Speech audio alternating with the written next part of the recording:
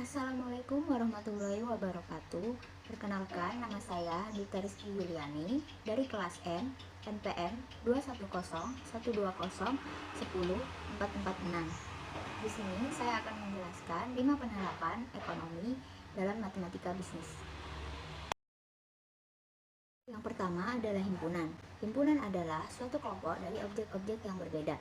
Objek-objek ini mungkin berupa suatu kelompok bilangan atau suatu kelompok yang lainnya. Operasi himpunan berbeda dengan operasi bilangan biasa. Operasi himpunan meliputi gabungan. Gabungan adalah suatu himpunan baru yang dimiliki oleh A maupun B. Contohnya, himpunan A yaitu 1, 3, 5, dan 7.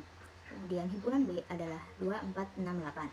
Maka A gabungan B adalah 1, 2, 3, 4, 5, 6, 7, 8. Yang kedua, irisan. Irisan adalah suatu himpunan baru yang berisikan elemen-elemen milik A maupun B.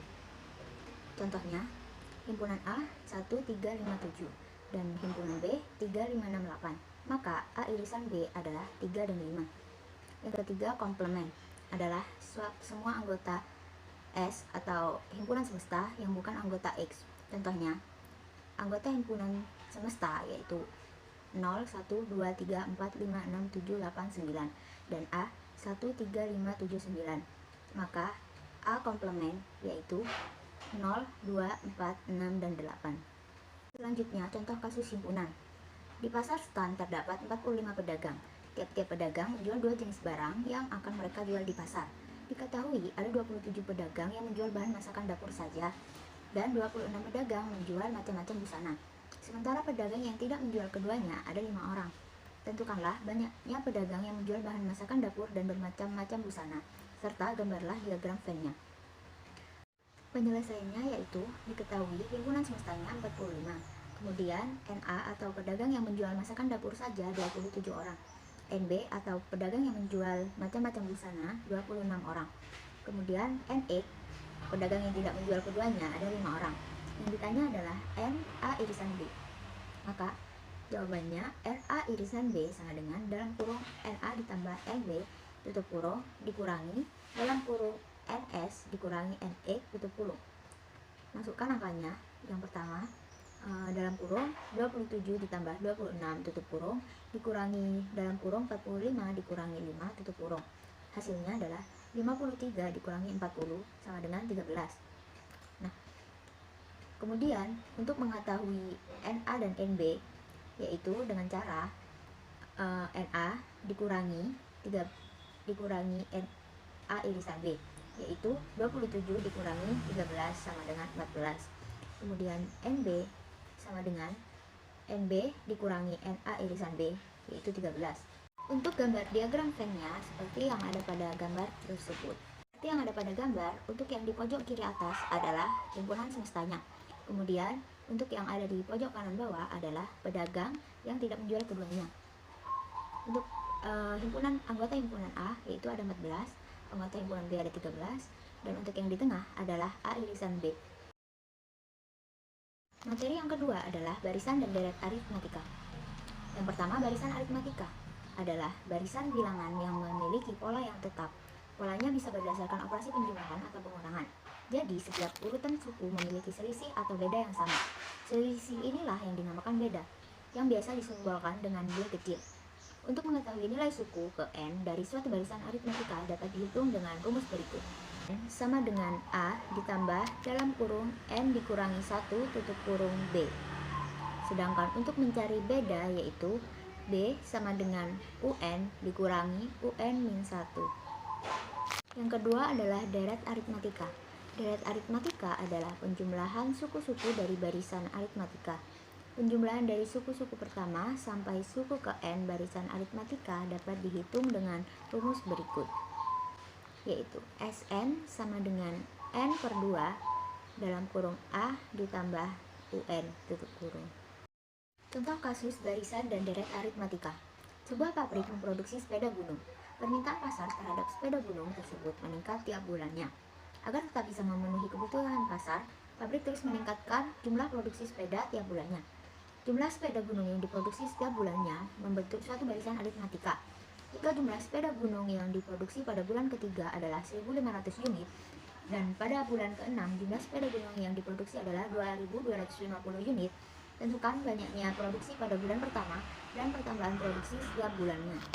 Penyelesaiannya yaitu diketahui U3 sama dengan 1.500, U6 sama dengan 2.250. Ditanya yaitu U1 dan S12. Jawabannya yaitu untuk mencari A dan B kita akan menggunakan rumus UN sama dengan A ditambah dalam kurung N dikurangi 1 dikali B. Nah, untuk U3 dan U6 kita menggunakan rumus tersebut. Kita masukkan untuk U3 yaitu A ditambah 3 dikurangi 1 dikali B akan menghasilkan U3 sama dengan A ditambah 2B. Kemudian untuk A6 kita masukkan juga yaitu A ditambah 6 dikurangi 1 dikali B akan menghasilkan U6 sama dengan A ditambah 5B. Kemudian untuk mencari A dan B kita menggunakan eliminasi substitusi. Kita masukkan yaitu A ditambah 5B sama dengan 2.250 untuk yang U6. Kemudian A ditambah 2B sama dengan 1.500 untuk yang U3. Kemudian kita eliminasi 5 dikurangi 2B yaitu 3B. Kemudian 250 dikurangi 1.500 yaitu 750. B adalah 750 dibagi 3, maka akan menghasilkan B sama dengan 250.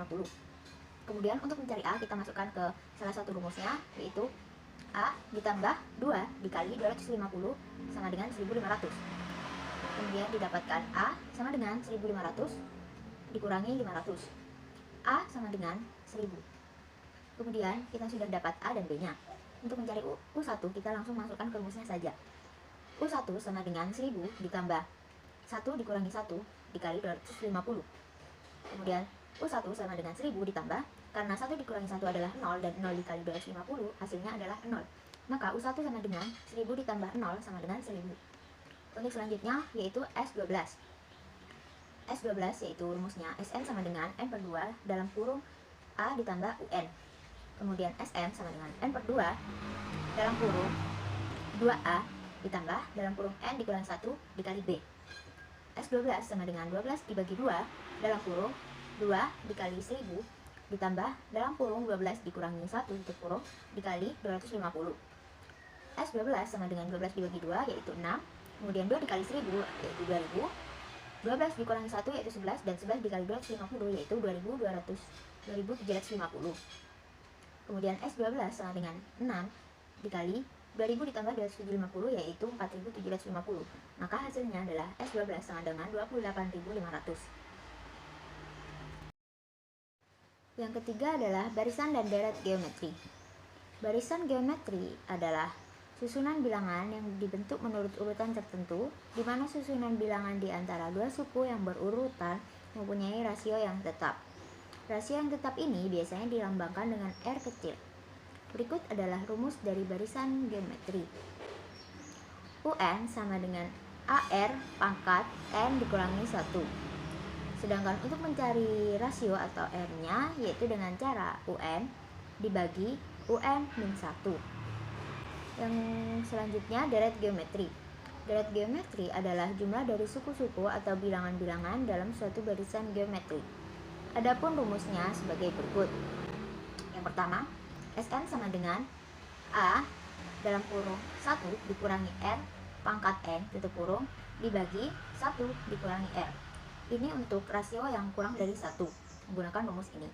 Kemudian yang kedua, Sn sama dengan A dalam kurung R pangkat N dikurangi 1 dibagi R kurangi 1. Ini adalah rumus untuk R lebih dari 1. Contoh kasus barisan dan deret geometri. Keuntungan dari suatu perusahaan telah menunjukkan kenaikan 4% per tahun dengan asumsi bahwa keadaan pasar saat ini kontinu. Berapa keuntungan perusahaan di tahun ke-6 jika telah diketahui keuntungan tahun pertama berjumlah 30.000? Tentukanlah juga total keuntungan pada 6 tahun pertama. Penjelasannya, diketahui A sama dengan 30.000, N sama dengan 6, R sama dengan 4% per tahun sehingga menjadi 1,04. Ditanya U6 dan S6. Maka jawabannya yang pertama, untuk mencari U6 yaitu menggunakan rumus UN sama dengan AR pangkat N dikurangi 1.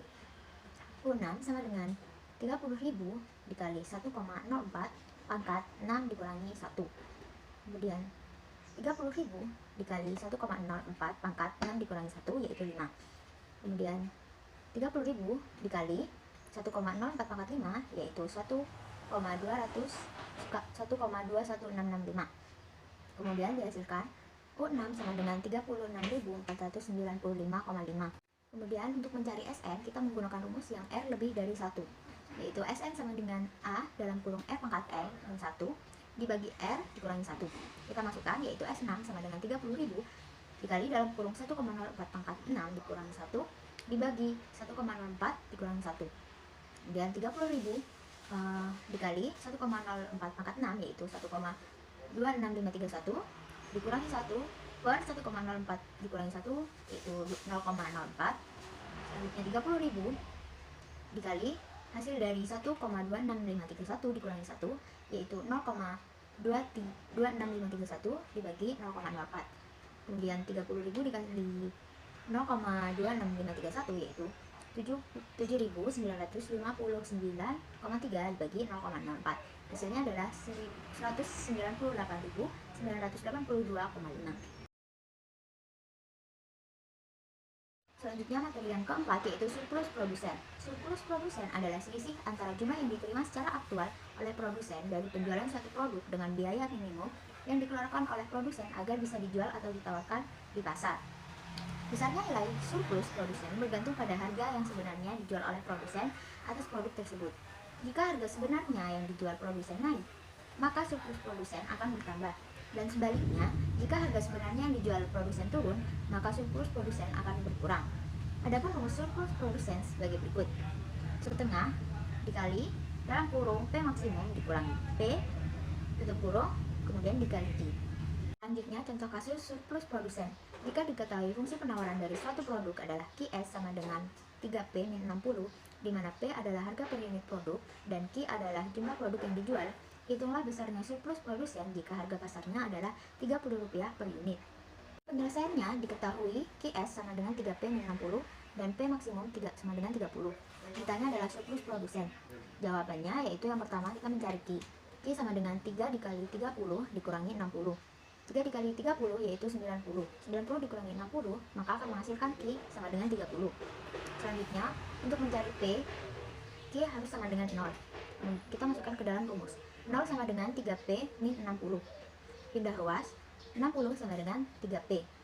P sama dengan 60 dibagi 3 yaitu 20.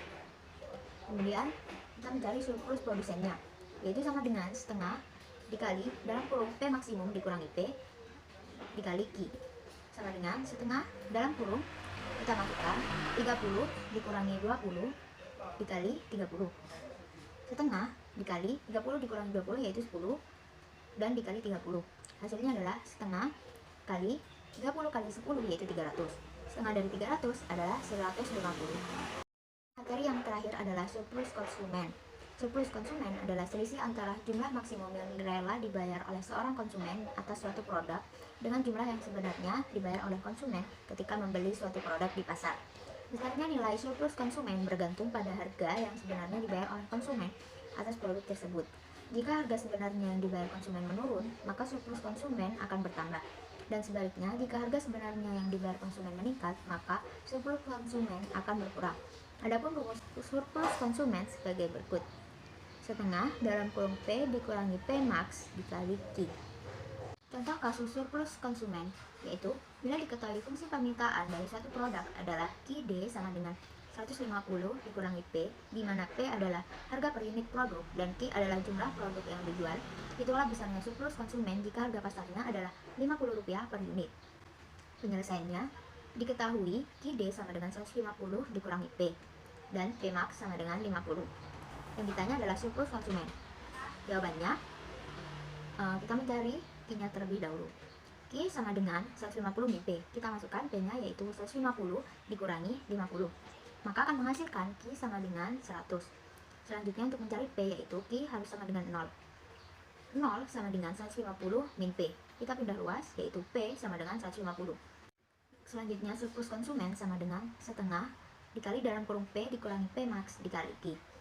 Sama dengan setengah dikali dalam kurung kita masukkan P 150 dikurangi P max yaitu 100 dikali 100 sama dengan setengah dikali 150 dikurangi 100 yaitu 50 dan dikali 100 sama dengan setengah dikali 50 dikali 100 yaitu 5000 yang menghasilkan 2500. Sekian dari saya, mohon maaf apabila ada salah kata. Wassalamualaikum warahmatullahi wabarakatuh.